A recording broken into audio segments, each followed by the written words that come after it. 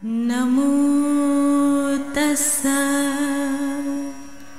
भगवतो अरहतो सम्मा संबुद्धस्स। Buddha and is Dhamma Baba Saheb doctor Ambedkar द्वारा रचित कालजयी पुस्तकों के इस रचना संसार में आपका स्वागत है।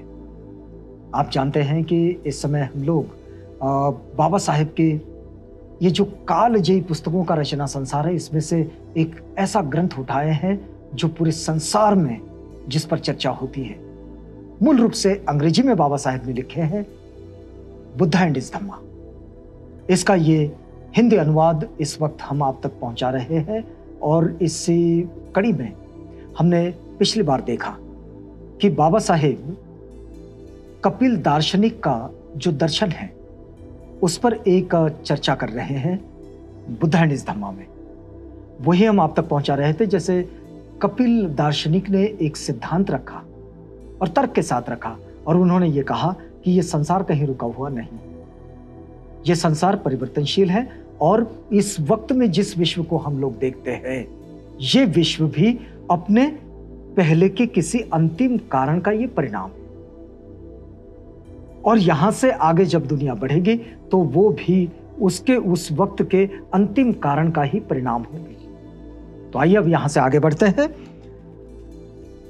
जब पूछा गया कि अव्यक्त की अनुभूति क्यों नहीं होती, इसकी कोई भी क्रिया इंद्रिय गोचर क्यों नहीं होती, तो कपिल का उत्तर था कि भाई जो अव्यक्त है, जो अविकसित है, वो हमें दिखता क्यों नहीं है, उसकी अनुभूति हमें क्यों नहीं होती। तो कपिल दार्शनिक उत्तर देते हैं।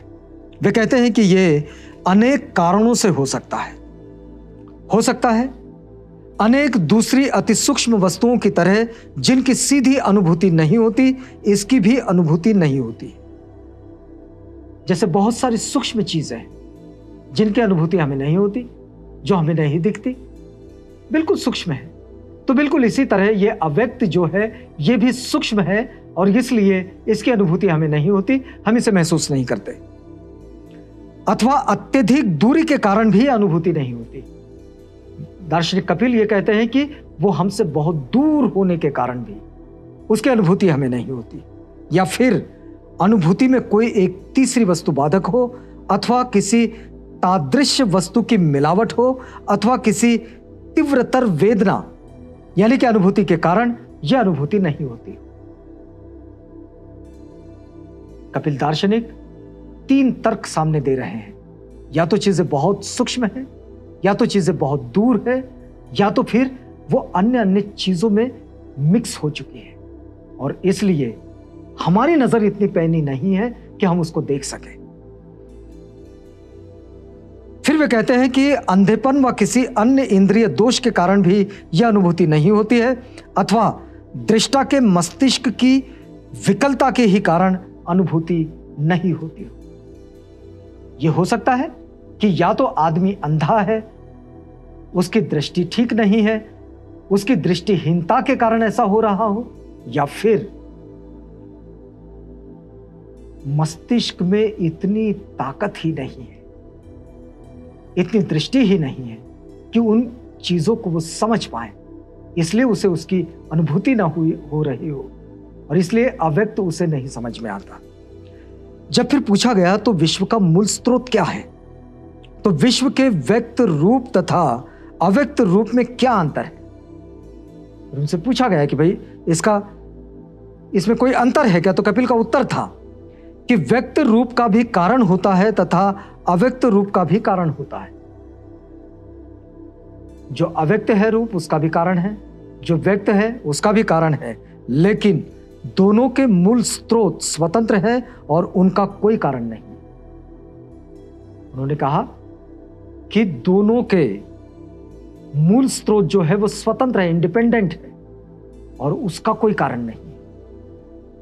व्यक्त वस्तुओं की संख्या अनेक है, वे देश काल से सीमित है। जो व्यक्त चीजें हैं वो अनेक है, असंख्य है। उनका स्रोत एक ही है, वह नित्य है और सर्वव्यापी है। व्यक्त वस्तुएं क्रियाशील होती है, उनके अंग व हिस्से होते हैं, सबका मूल स्रोत सटा ही रहता है, लेकिन न वह क्रियाशील होता है और न उनके संग वो हिस्से होते हैं। इन सब का मूल स्रोत इनके संग ही रहता है, इनके साथ ही जुड़ा हुआ रहता है। बिल्कुल एक क्षण में जैसे यहां से टूटा और आगे की ओर बढ़ दिया, बिल्कुल लगा ही लगा। फिर कपिल एक तर्क देते हैं कि अव्यक्त की व्यक्त में परिणति उन 3 गुणों की क्रियाशीलता का परिणाम है जिनसे उसका निर्माण हुआ है। वे 3 गुण हैं सत्व, रज और तम। उन्होंने कहा कि ये जो 3 गुण हैं सत्व, रज और तम, इसके कारण उसकी क्रियाशीलता का जो परिणाम है वो इसके कारण हुआ है। और इन 3 गुणों में प्रथम अर्थात सत्व प्रकृति में प्रकाश के समान है।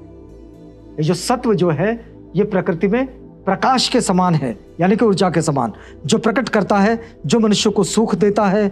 दूसरा गुण रज है, जो प्रेरित करता है, यानी कि संचलित करता है, क्रियाशीलता का कारण बनता है। और तीसरा गुण तम है, जो भारीपन का द्योतक है, जो रोकता है, जो उपेक्षा व निष्क्रियता को उत्पन्न करता है। इस तरह से कपिल दार्शनिक अपनी बात को समझाते हैं। और फिर वे आगे बढ़ते हैं तो कहते हैं कि तीनों गुण परस्पर संबद्ध होकर ही क्रियाशील होते हैं। वे एक दूसरे पर हावी हो जाते हैं, वे एक दूसरे के सहायक होते हैं, वे एक दूसरे से मिले रहते हैं। जिस प्रकार लौ, तेल और बत्ती के परस्पर सहयोग से ही दीपक जलता है, बिल्कुल उसी प्रकार ये तीनों गुण भी मिलकर क्रियाशील होते हैं। जैसे कि लौ, तेल और बत्ती। लौ, तेल और बत्ती, इन तीनों को मिलकर प्रकाश का जन्म होता है। यह प्रकाश कहीं से आता नहीं है, लेकिन इन तीनों के इकट्ठा हो जाने से तेल आया, बाती आई, बत्ती जली और प्रकाश हो गया। ये जो स्थिति है, तो दार्शनिक कपिल ये कहते हैं कि सत्व, रज और तम, इन तीनों के इकट्ठा होने से यह क्रियाशीलता उत्पन्न होती है। जब तीनों गुण एकदम बराबर मात्रा में होते हैं, कोई भी एक गुण दूसरे पर हावी नहीं होता, उस समय यह विश्व अचेतन प्रतीत होता है, उसमें विकास नहीं होता। जब तीनों गुण एकदम बराबर मात्रा में नहीं होते, एक गुण दूसरे पर हावी हो जाता है, तब विश्व सचेतन हो जाता है और उसमें विकास होना आरंभ हो जाता है। यह पूछे जाने पर कि गुणों की मात्रा में कमी बेशी क्यों हो जाती है, तो कपिल का उत्तर था कि उसका कारण दुख है। और कपिल के दर्शन के सिद्धांत कुछ कुछ ऐसे ही थे। बाबा साहेब लिखते हैं कि कपिल के दर्शन के सिद्धांत कुछ कुछ ऐसे ही थे। अन्य सभी दार्शनिकों की अपेक्षा बुद्ध कपिल के सिद्धांतों से ही विशेष रूप से प्रभावित थे। अभी हमने जो ये कपिल का दर्शन पढ़ा, दार्शनिक कपिल का, तो इससे हम एक बात तो समझे कि ये बहुत हद तक वैज्ञानिक खोज और आधुनिक विज्ञान की जो प्रयोगशीलता है, उसकी जो प्रयोगधर्मिता है, उससे ये मेल खाते हैं। और इसलिए उस वक्त भी ये जो दार्शनिक कपिल का जो सिद्धांत था, इससे बुद्ध बड़े प्रभावित थे और इसके प्रभाव में उन्होंने इसका अध्ययन भी किया था। कपिल ही एक ऐसा दार्शनिक था जिसकी शिक्षाएं बुद्ध को तर्कसंगत और कुछ कुछ यथार्थता पर आश्रित जान पड़ी, क्योंकि यहां तर्क का इस्तेमाल किया गया है, यहां लॉजिक, यहां चीजों को जानने समझने के लिए एक तर्क उपस्थित किया गया है। उसके सामने किसी परिणाम को देखने के लिए किसी कारण का उपस्थित होना अनिवार्य है, इस बात पर काम किया गया है, इस बात पर खोजबीन की जा रही है, इसका अनुसंधान किया जा रहा है, और यही परीक्षण आधुनिक विज्ञान भी करता है। तो दार्शनिक कपिल की ये जो बात है, ये बात इसमें हमें बहुत आयत में मिलती है। आगे बाबा साहेब लिखते हैं, लेकिन बुद्ध ने कपिल की सभी शिक्षाओं को स्वीकृत नहीं किया। कपिल की उन्हें केवल 3 ही बातें ग्राह्य थी। भले ही दार्शनिक कपिल का बुद्ध पर प्रभाव था, लेकिन उन्होंने कपिल की सारी बातें स्वीकार नहीं की। यह विशेषता है।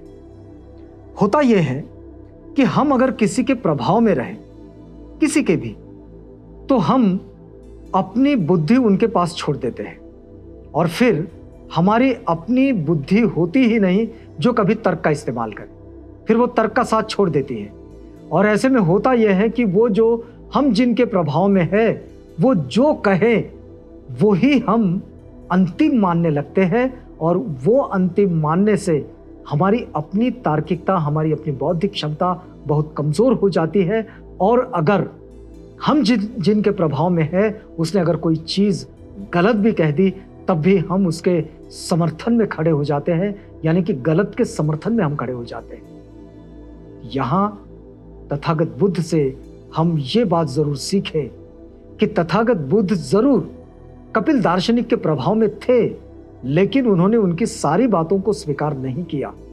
तो फिर उन्होंने कौन सी बातें स्वीकार की? तो उनकी मात्र 3 बातें स्वीकार की, और वो 3 बातें देखिए। उन्हें यह बात माननी थी कि सत्य प्रमाणाश्रित होना चाहिए। तथागत बुद्ध ने दार्शनिक कपिल की यह बात मान ली कि जो सत्य है वो प्रमाण पर आधारित होना चाहिए। अगर प्रमाण नहीं है तो सत्य नहीं है, कोई मतलब नहीं।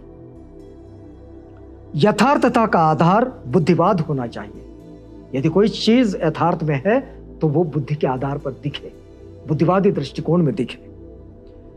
उन्हें यह बात माननी थी, एक पहली बात तो हो गई कि सत्य को प्रमाण पर आधारित होना चाहिए। उन्हें यह बात माननी थी कि किसी ईश्वर के अस्तित्व व उसके सृष्टिकर्ता होने का कोई तर्कानुकूल या यथार्थ आश्रित कारण विद्यमान नहीं है।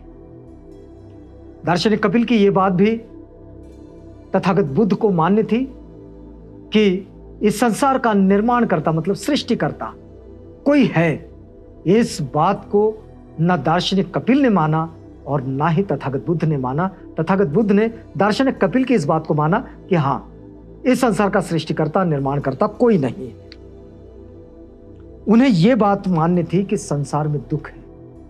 फिर दार्शनिक कपिल जब कहते थे कि इस संसार में दुख है, तो यह बात तथागत बुद्ध ने भी मानी कि हां, संसार में दुख है। और ये ऐसी 3 बातें कपिल से मानी, लेकिन कपिल की शेष शिक्षाओं को उन्होंने उपेक्षा की, क्योंकि उनका उनके लिए कोई उपयोग नहीं था। तथागत बुद्ध का अपना अनुसंधान करने का तरीका था, अपनी खोज करने की दृष्टि थी, खोज करने की क्षमता थी, और उनके सामने उनके जो मुद्दे थे खोज के, परीक्षण के, वो उनके सामने बिल्कुल स्पष्ट थे। इसलिए उन्होंने दार्शनिक कपिल से सिर्फ 3 बातें मानी और बाकी उनकी सारी शिक्षाओं को उन्होंने छोड़ दिया। तो दार्शनिक कपिल का जो चैप्टर है, बाबा साहेब इसको इस दृष्टि में लिखते हैं कि तथागत बुद्ध ने उस वक्त का जो दार्शनिक संसार था, उस दार्शनिक संसार से क्या क्या लिया, क्योंकि उस वक्त भी चिंतन की प्रक्रिया तो थी ही। तो चिंतन की प्रक्रिया से क्या क्या चीजें लेनी चाहिए और किन किन चीजों का समर्थन करना चाहिए, इस पर तथागत बुद्ध ने जो अपनी तैयारी की और उसका जो परीक्षण किया, उसकी जो तुलना की, उसका तुलनात्मक अध्ययन किया, इसको दिखाने के लिए बाबा साहेब ने इस समय ये बुद्ध एंड हिज धम्मा अपने इस ग्रंथ में उन्होंने दार्शनिक कपिल का ये एक छोटा सा अध्याय इसमें जोड़ा है। तो यहाँ हम लोग रुकेंगे इस वादे के साथ कि कल आपसे पुनः भेंट होगी, जब हम बुद्ध और उनका धम्म इस महान ग्रंथ का ये हिंदी अनुवाद आप तक पहुंचाने के लिए आपके साथ होंगे। तो तब तक के लिए हमें आज्ञा दीजिएगा।